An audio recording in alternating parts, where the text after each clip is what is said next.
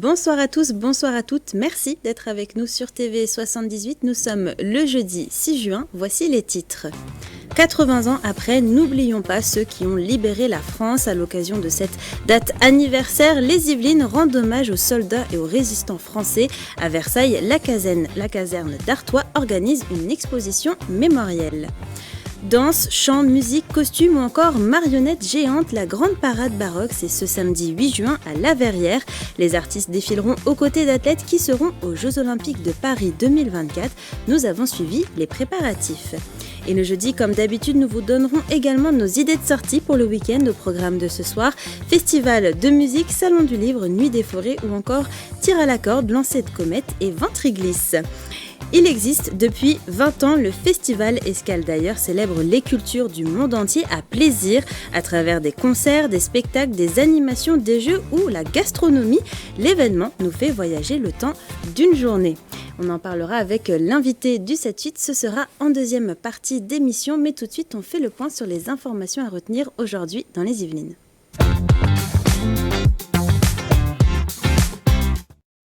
Et c'est avec vous, Gabrielle Gontier, bonsoir. Bonsoir Mathilde. Aujourd'hui, on commémore les 80 ans du débarquement en Normandie. Et oui Mathilde, le 6 juin 1944, 135 000 soldats alliés surgissent sur les côtes françaises. Une journée qui a changé le cours de la Seconde Guerre mondiale. À cette occasion, la préfecture des Yvelines a choisi de rendre hommage aux femmes engagées dans la résistance. Parmi elles, Anita Gelin, née à Saint-Germain-en-Laye, qui entre en résistance en 1940, un an après le début de la guerre. Autre commémoration à voir jusqu'à demain, l'exposition N'oublions pas nos oubliés à la caserne d'Artois de Versailles, à l'initiative de l'association des Amis et des Actes. Elle raconte l'histoire des soldats français avec des batailles historiques comme le débarquement de Provence le 15 août 1944, avec également des panneaux sur la résistance et des archives. On a regardé aussi des archives locales pour parler aussi aux jeunes qui habitent le département ou qui habitent la région parisienne, comment ça s'est passé ici. Donc on raconte la libération de Versailles, la libération de Paris, et on fait la même chose dans chaque ville dans laquelle on va exposer. 50 ans en Yvelines lance une grande enquête en ligne sur l'aménagement du territoire. Oui, jusqu'au 5 juillet, les Saint-Quentinois sont appelés à répondre à l'enquête établie pour comprendre leurs attentes en matière d'espace naturel, d'équipements urbains ou encore de cadre de vie. Les réponses recueillies permettront de composer le PLUIH, un plan local d'urbanisme intercommunal de l'habitat. Le PLUIH définit les réglementations d'urbanisme comme l'utilisation des sols, des zones constructibles. Les personnes invitées à répondre sont les habitants, les étudiants, les travailleurs, les acteurs économiques et les conseillers municipaux des 12 communes de Sky. Des ateliers viendront également compléter à l'automne ces examens. Et la zone d'activité Trappes-Elancourt a inauguré un nouveau site aujourd'hui, le Ségros Parc Elancourt. 13 000 m² de surface locative divisée en 10 cellules. Voilà comment se constitue le nouveau parc d'activités à étage de la foncière immobilière Ségros. Sa particularité est sur plusieurs niveaux et c'est une première pour le groupe mais aussi pour Saint-Quentin en Yvelines. Autre particularité, le bâtiment possède 16 000 m² d'espace vert, ce qui lui a valu la certification Bring Excellence. Le Ségros Parc Elancourt accueillera des entreprises, des PME, PMI en passant par des startups. Par exemple, les enseignes Vinted Go et Picnic sont déjà installées. À ce jour, plus de 70% de la surface locative a déjà été commercialisée. On fait un petit tour à Versailles, Gabrielle. Hier, une nouvelle maison d'édition a vu le jour. Oui, la librairie Personnalité de Versailles accueillait hier, vous l'avez dit, mercredi 5 juin, le lancement des éditions Château d'Âme. Elles font partie du groupe Albin Michel. Cette maison d'édition publie pour le moment uniquement des auteurs féminines. C'est une maison qui voit les choses en grand, avec deux types d'ouvrages, des romans qui se passent obligatoirement dans un contexte avec un château, comme Réseau Royal, du coup, qui se passe au château de Versailles, et des ouvrages qui voient la vie en grand eux aussi, mais qui présentent des destins de femmes inspirantes qui peuvent en fait influencer le nôtre et du coup déployer nos ailes. Donc les premiers, vous avez Jane Austen et les sœurs Brontë, puis ensuite vous aurez Coco Chanel notamment. Donc voilà, c'est vraiment voir les choses en grand, et Château d'Âme, c'est le château des belles âmes. C'est un roman, moi, que j'ai passé énormément de temps à travailler, plusieurs années, et pour lequel j'avais un peu perdu espoir de trouver une maison d'édition qui correspondrait, puisque finalement c'est un peu atypique. Et Château d'Âme cherchait justement exactement ce type de romans-là, des romans de château modernes. Et donc la rencontre s'est faite assez naturellement et je suis hyper contente de les rejoindre pour cette parution. Et ces romans, si vous souhaitez les découvrir, vous pouvez le faire dès à présent en librairie. Un mot de sport, à présent Gabriel, on connaît la composition de l'équipe de France pour le BMX et le triathlon. Et oui Mathilde, le rythme s'accélère à 50 jours des Jeux de Paris pour l'épreuve de BMX qui aura lieu au Stadium à Montigny-le-Bretonneux. Ce sont Romain Mailleux, Joris Daudet et Sylvain André chez les hommes, ainsi qu'Axel Etienne chez les femmes qui représenteront la France. Et pour le triathlon, 3 femmes, Cassandre Beaugrand, Léonie Perriot et Emma Lombardi, et 3 hommes, Léo Bergère, Pierre Lecor et Dorian Coninx sont sélectionnés. Ce dernier est membre du club Poissy Triathlon. Et enfin, on termine avec une info qui va nous ouvrir l'appétit. Oui, le parc France Miniature propose un nouveau dessert surprenant. Au restaurant Provence, vous pourrez goûter cette pâtisserie en forme de carte de France avec 2 déclinaisons, une vanille fraise et l'autre au chocolat. Le créateur, c'est Philippe Uraka, chef pâtissier et meilleur ouvrier de France. Eh bien, merci beaucoup Gabriel Gontier pour toutes ces informations. C'est l'heure à présent d'ouvrir une page loisirs dans votre 7-8.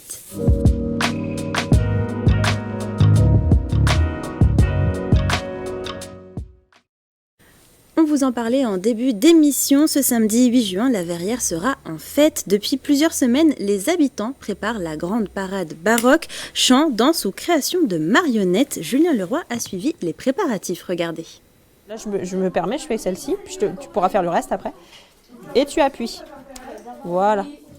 Moment studieux pour ces jeunes verriérois. L'heure est au dernier détail pour peaufiner ces 2 marionnettes géantes. Inspirées du thème baroque, l'une représente le soleil et l'autre un oiseau au grand bec. Une semaine intensive de travail et une vingtaine de personnes auront été nécessaires pour mener à bien ce projet. Assiettes en plastique pour les yeux ou frites de piscine pour les plumes, des réalisations faites en partie de matériaux de récupération. Ce matin-là, ces enfants élaborent les rayons du soleil. J'ai collé mes formes sur du carton, j'ai fait un carré, j'ai fait un rectangle, j'ai fait un triangle. Je fais des étoiles, des ballons. Il y a eu vraiment un gros travail en amont de réflexion sur quels matériaux utiliser pour que ce soit facile à mettre en œuvre pour des personnes novices. On n'avait qu'une semaine de temps, donc il fallait que ça soit facile à mettre en place, que ce soit pas trop cher non plus, que ça tienne dans le temps. Ces œuvres artistiques déambuleront dans les 2 cortèges de la parade baroque. Un moment festif avec de nombreuses animations dans les rues de la Verrière, mêlées de chants et de percussions. Organisé par le Centre de musique baroque de Versailles, l'objectif de cet événement est de promouvoir cette période musicale. Une association inattendue sera également proposée avec la danse hip-hop. 1, 2, 3, bras droit, bras gauche. Plus jeune déjà, j'ai été nourri par ces sonorités. La notion de sacré, la notion de rituel, la notion d'unité. Ouais, à mon sens, c'est ce qui les relie.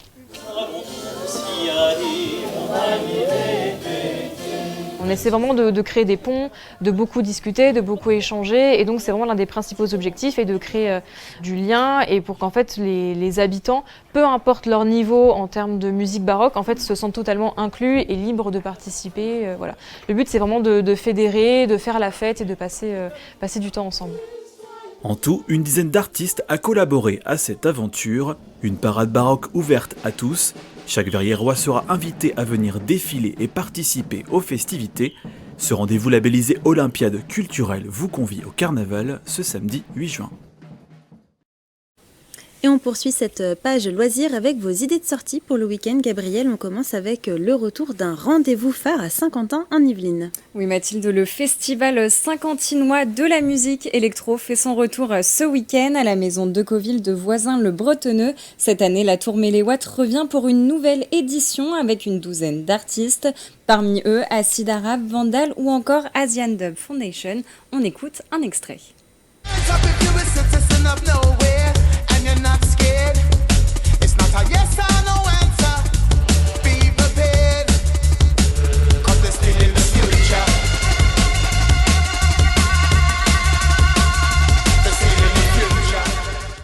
Dub, électro ou encore reggae, il y en a pour tous les goûts. Alors rendez-vous vendredi et samedi, des places sont encore disponibles sur le site latourmeléwatt.com. Et à Châteaufort aussi, il devrait y avoir une ambiance survoltée ce week-end. Oui, les Olympiades intervillages reviennent entre Châteaufort et Toussus-le-Noble pour une seconde édition. Après la victoire des Castelfortins l'année dernière, cette année, les Nobel-Tussois comptent bien l'emporter lors des différentes épreuves organisées. Parmi elles, tir à l'arc, course en sac ou encore ventre et glisse. Regardez ces images que nous avions tournées l'année dernière.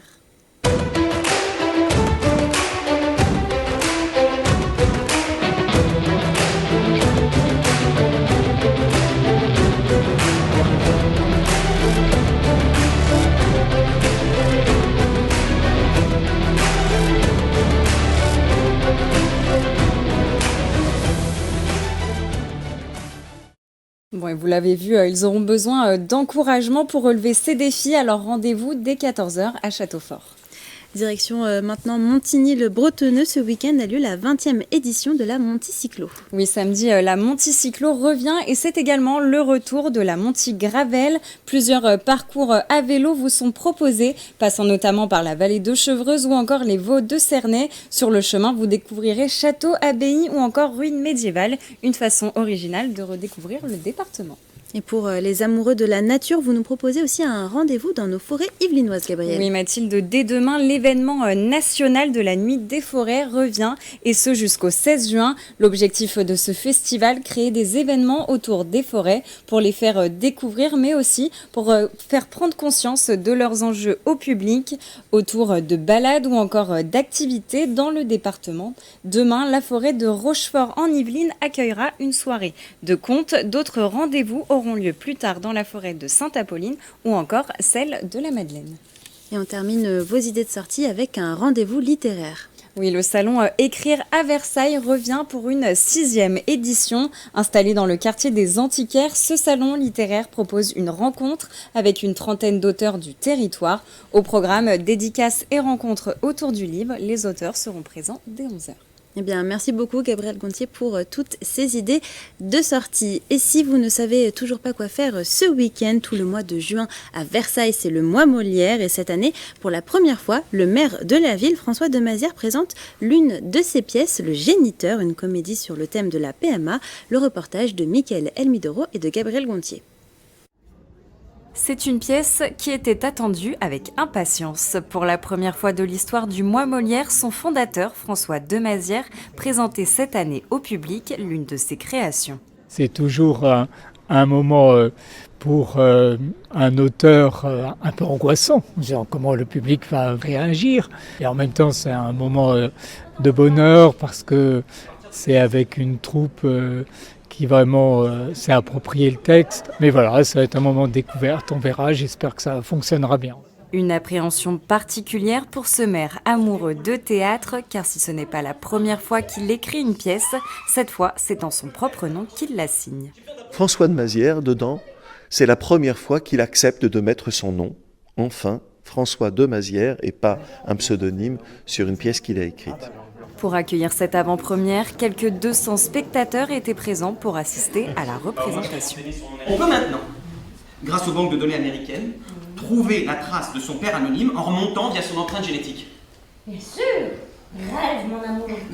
Durant plus d'une heure, la pièce Le Géniteur nous transporte dans l'histoire d'un couple de mariés, tous deux issus d'une fécondation artificielle. Entre recherche de ses origines, désir d'enfant et crainte de transmettre son patrimoine génétique, cette comédie fait écho à des thématiques d'actualité.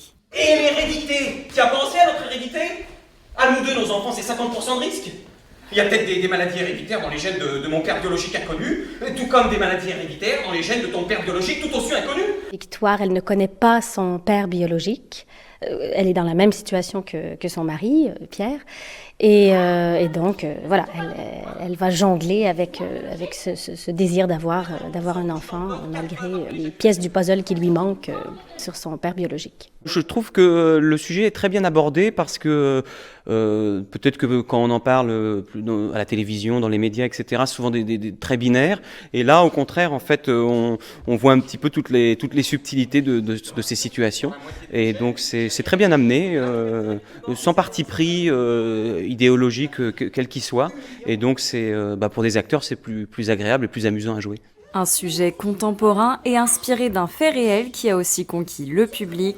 La pièce Le Géniteur sera de nouveau sur les planches de l'auditorium Claude Debussy le 22 juin prochain. Et c'est bientôt l'heure de passer à l'invité du 7-8, mais avant, je vous propose de jeter un coup d'œil à la météo de demain et de ce week-end.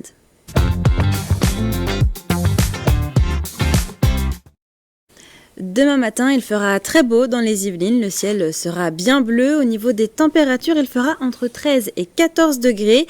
L'après-midi, le soleil devrait toujours autant briller dans le département. Et côté température, ça monte tranquillement. Comptez 19 degrés à Versailles et Houdan et 20 degrés à Mantes-la-Jolie et Rambouillet. Pour les prévisions météo de ce week-end, le beau temps sera toujours au rendez-vous. Samedi, Météo France prévoit de belles éclaircies. Côté température, il fera en moyenne 11 degrés le matin et 20 degrés l'après-midi. Dimanche, pas de grands changements, du soleil pour tout le monde et des températures d'environ 12 degrés le matin et 19 degrés l'après-midi. C'est l'heure à présent de passer à l'invité du 7-8, un entretien que nous avons enregistré hier.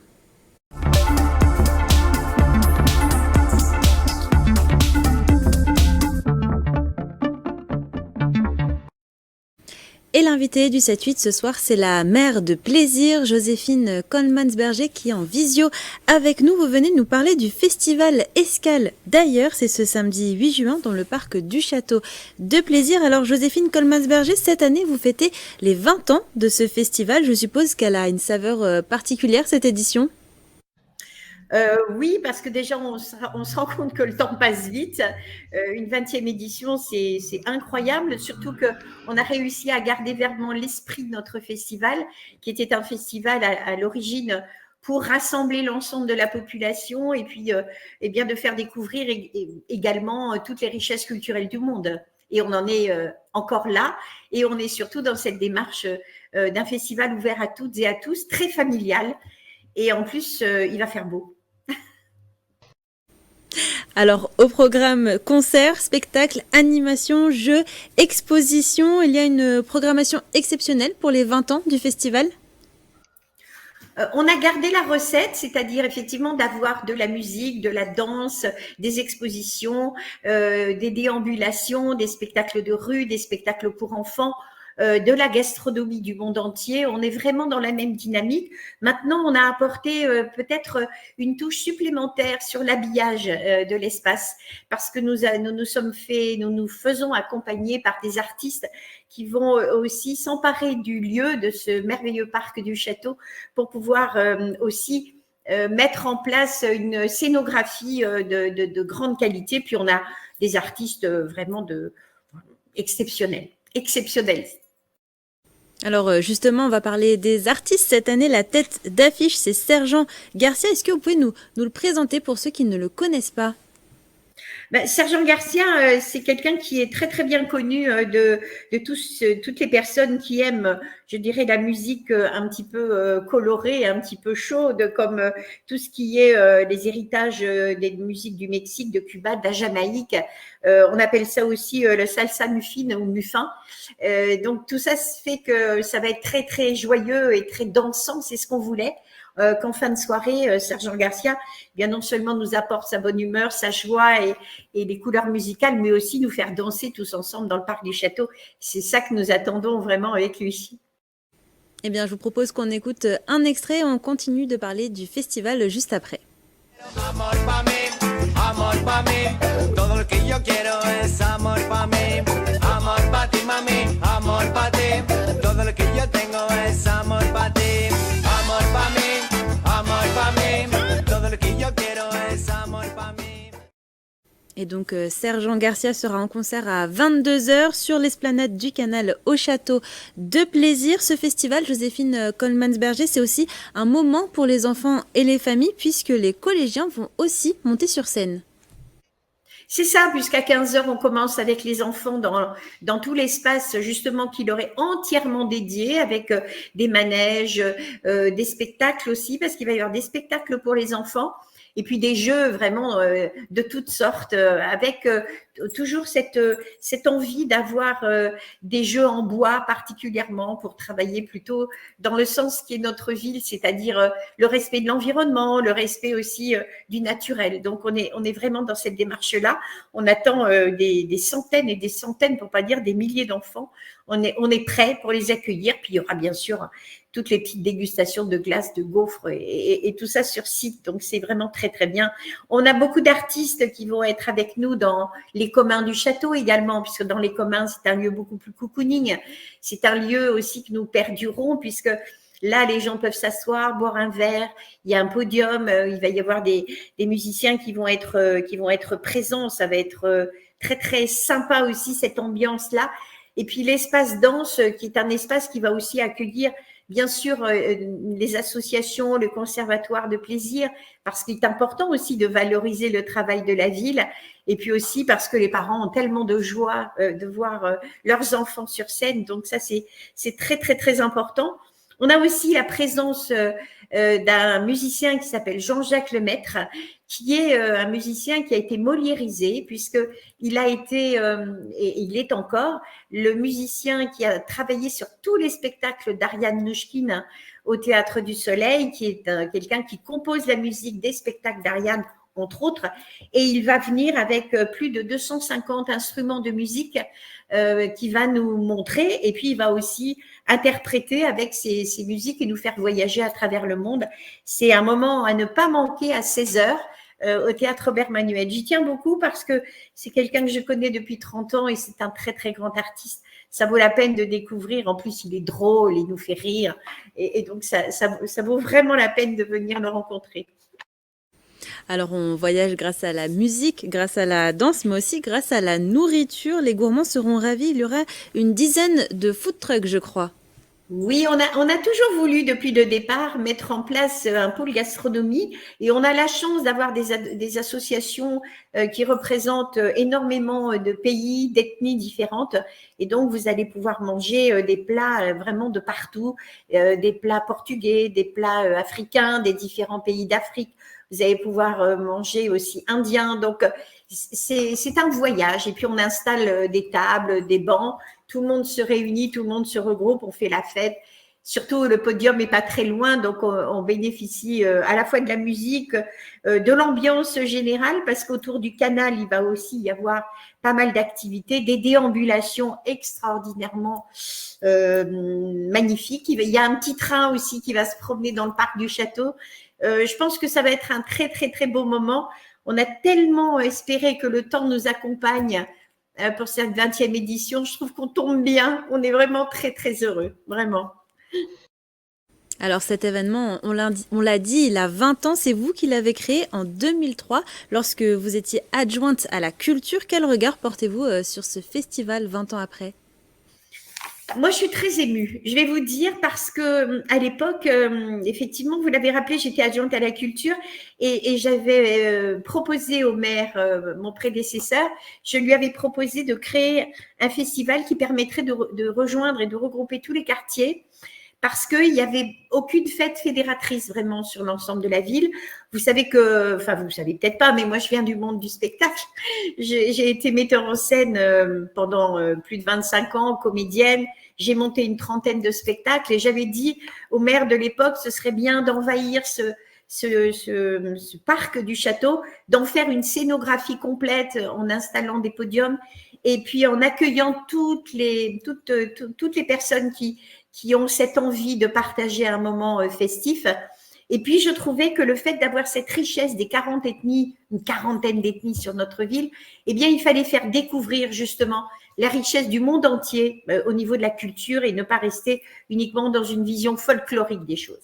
Donc, moi, je suis très émue parce que, voilà, sans flagornerie, mais bon, voilà, c'est un peu mon bébé. Et ce bébé a 20 ans, donc il a une belle maturité. Et je suis vraiment ravie de tout le travail qui a été fait à la fois par l'adjoint à la culture, mais également M. Corda, mais également tous les agents qui ont travaillé dessus. Ils sont déjà en train de travailler, de préparer depuis plusieurs jours. Ils ont envahi le parc du château pour que cette fête soit une réussite totale et on espère bien avoir un monde de fous. Et je suis très émue, vraiment, très, très émue. Eh bien, merci Joséphine Coleman-Berger. Un mot pour la fin peut-être ? Je voulais juste rajouter que nous avons l'accompagnement du département des Yvelines qui nous offre une subvention. Monsieur Pierre Bédier, le président, sera présent pour cette 20e édition. Donc, je voulais lui faire un petit clin d'œil et le remercier, bien sûr, de cet accompagnement et de sa présence. Et on va l'entraîner à danser avec nous. Voilà ce que je voulais rajouter. Merci beaucoup. Eh bien, merci beaucoup Joséphine Coleman-Berger d'avoir répondu à nos questions. Je vous souhaite un excellent festival. Et pour rappel, le festival Escale d'ailleurs, c'est ce samedi 8 juin de 15h à minuit dans le parc du Château de Plaisir. L'entrée est gratuite. Vous retrouverez le programme sur le site internet de la ville de Plaisir qui s'affiche en bas de votre écran. Et c'est la fin de cette émission. Merci pour votre fidélité. Je vous souhaite une excellente soirée et un excellent week-end sur TV 78. Prenez soin de vous.